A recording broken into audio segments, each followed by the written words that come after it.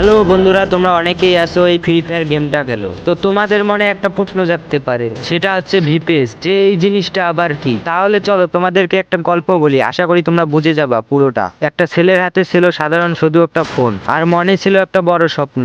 একদিন তার নামের পাশে থাকতে ফ্রি ফায়ারের ভিপিএস। সে প্রতিদিন খেলতো, হারতো আবার জিততো, কখনো নুব বলে হাসাহাসি, কখনো এক ম্যাচে বইয়া নিয়ে সবার চমক। তারপর সে ভাবলো শুধু খেললেই হবে না, মানুষকে তো দেখাতে হবে। খুলে ফেললো ইউটিউব আর টিকটক, শুরু করলো ভিডিও বানানো, কখনো হাসির ক্লিপ, কখনো স্কিলের শট, আবার কখনো বন্ধুদের সাথে কাস্টমে মজার মুহূর্ত।